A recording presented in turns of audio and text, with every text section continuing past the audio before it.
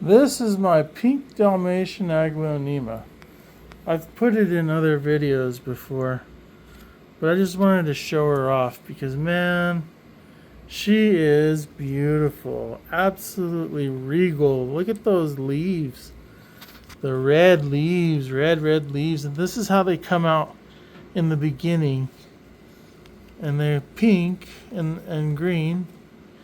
And then as they get older and larger, they turn into this beautiful red color. I just did water her. I had some leaves that were wilted that needed to come off. But for the most part, she's a perfect specimen. She's beautiful. The only thing I'm having trouble with this Aglaonema is that she outgrew her pot and is trying to run away from her pot. I don't want to clip her and propagate her because the last Aglaonema that I propagated didn't do well. So I'm afraid to clip her. I have a fellow coming to get some plants because he has a small conservatory in his house. And I think he might want one of those pink Dalmatian clippings, but he's not going to get them because it's just too beautiful to cut. Now I know you should prune your plants back and they'll grow bushier and whatnot. Yeah, that's true. But I mean, this plant is so sensitive. I'm not even going to bother. Not even going to bother. Not at all. I have over 100 houseplants now. Everybody's happy. This is a small form Monstera, believe it or not.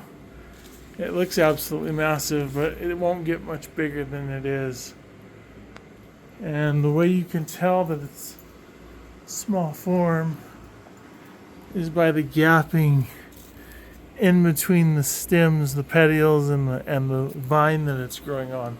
Small form Aglaonemas do that. Now, or not Aglaonemas, but Monstera small form do that. However, this is a large form Monstera. It's a Thai constellation. And you see how close together the nodes are and the stems, and where the stems meet the petiole on the vine. They're closer together. This plant gets way bigger than the plant in the living room does. Way bigger than the small form. So that's the difference between a large form Monstera and a small form Monstera. And then my Alocasia Polly is doing really well. She's beautiful. She's had spider mites like 4 times in the last 2 months. I keep hitting her with the spray. I haven't used trifecta on her yet, but I'm getting real close to doing that. The only reason I don't like to use the trifecta is because it's very expensive and I have a limited amount. But I think it's going to be called for if she gets mites again.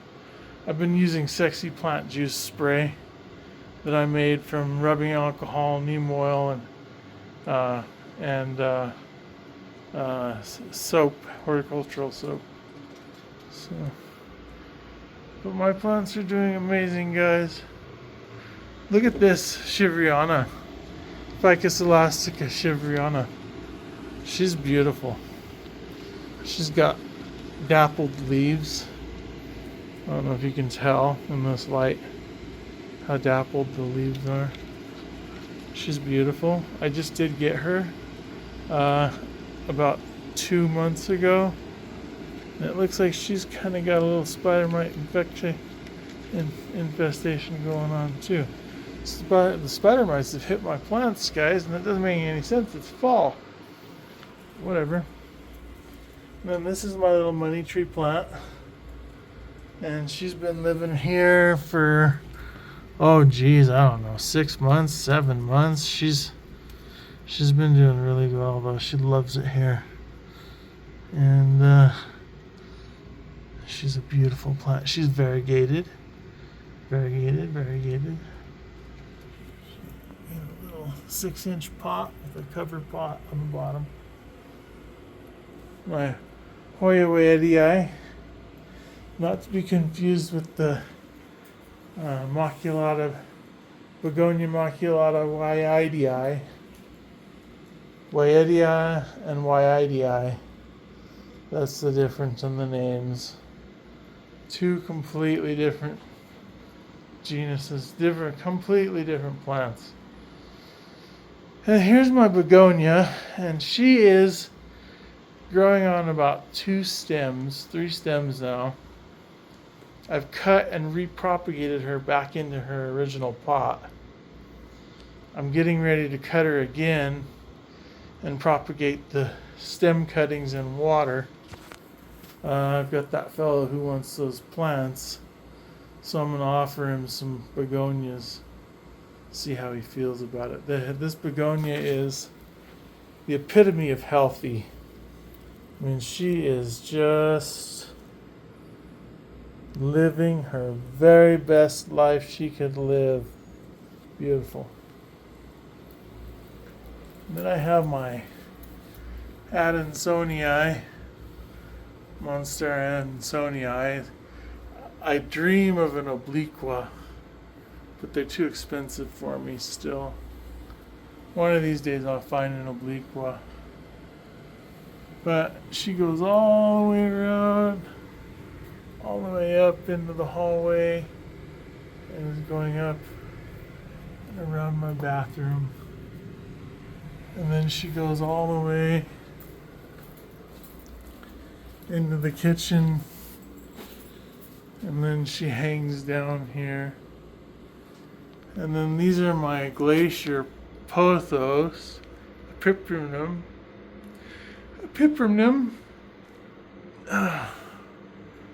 They're beautiful. They grow like weeds, man. They just grow like crazy. I have another golden pothos. This is an Aglaonema Silver Bay, and then a Hoya Crinkle, which is a semi-rare plant. I got it in a plant swap, and she's just really taken off. I moved her into some thicker soil, and then a Rhaphidophora tetrasperma clipping that I made from the mother, which is in my bedroom, and then my lemon lime, which grows all along the ceiling. All my plants are here. Hoya Crimson Queen Carnosa. I brought her home from the nursery, and I isolated her for about 2 weeks, and she didn't show any sign of bugs. So I moved her in with the rest of the plants, and in about 2 days she was covered, I mean thick, covered in mealybugs.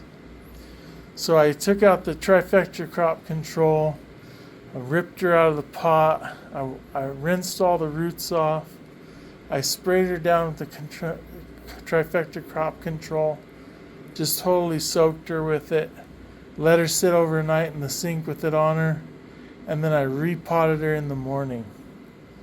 And I haven't seen a single mealybug on her since, and I've had her for about 1.5 years now. So we are in the clear. But it was crazy, man. I've never seen so many mealybug eggs. Anyway, got her cured up. Pink Princess Philodendron down there, clippings in water. It's another plant that I'm going to offer that guy when he wants to come for his conservatory plants. This is the mother, of course, and she's beautiful. I just did clean her leaves yesterday with Sexty Plant Juice spray. My Prince of Orange Philodendron. My one Dieffenbachia, well, I have 2 now, but this is the one big one. I did some propagation of the other plant, which I need to check on him. And then my Croton Petra.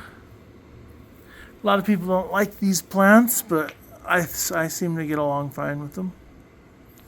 My velvet green alocasia, which is having a crisis. It keeps cycling between 1 and 2 leaves and has been since I got it home. I found a corm and I'm rooting it in a propagation box. And I'm going to put it back in with her. So we'll see what happens. My picture that fell off the wall in my bathroom. Then in my bathroom here, I have a Ficus elastica burgundy in the corner here up against the grow light. It took me about, 2-3 years to acclimate this plant to grow in this ambient light. It does fine in here. It does just fine in here. I've got the grow lights. I've got the Purina grow lights. I have another box. I've ordered 4 sets of those. And boy, I'll tell you what, they're a game changer. My plants love them. Philodendron Brazil. Philodendron Brazil. Pretty. She's grown exceptionally well. Little spider plant. Some aloe vera cuttings from my mother, which is in the living room.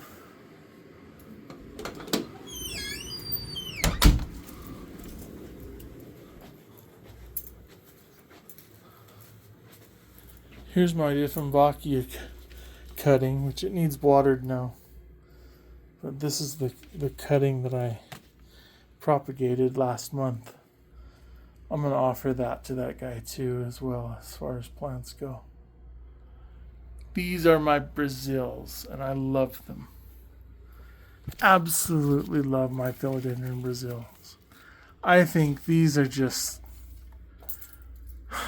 I don't know. They're my favorite. They're so beautiful. Beautiful. They are so beautiful. I love them. I love the streak down the leaves. I love the way they trail off and grow trailing. I also like this one. This is a Syngonium podophyllum. And I have another one of that species on the wall over there. But this is a different it's different species, same genus, different species. But yeah, it's beautiful. And then I have my bird of paradise over there in the corner there. She's doing pretty good, getting ready to put on some new leaves here soon. That'll be good. This is a Rex begonia cutting from the mother plant in the kitchen that I rooted in soil, and it's not doing so well. It didn't acclimate very well. I propagated it in a prop box.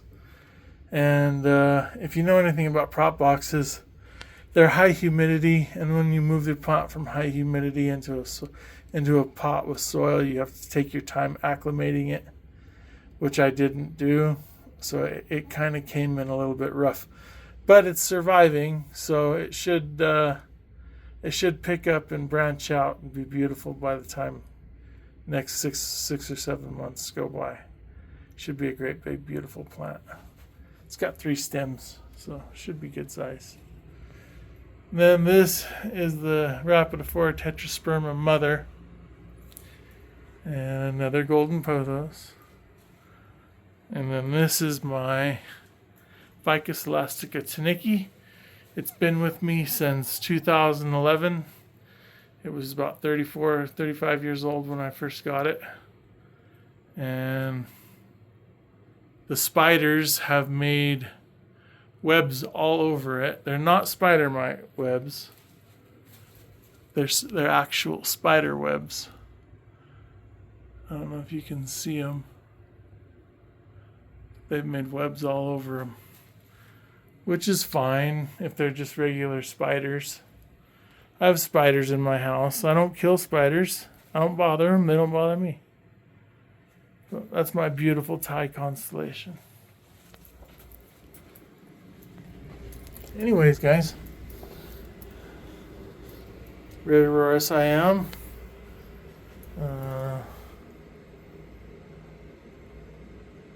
I forget the name. Anyway, Gold Dust Croton. Everybody's fine. Anyways, you plenty people keep on thriving, and I'll do the same. That was just a little look at my plants. I hope you all have a wonderful morning, afternoon, or evening. Goodbye.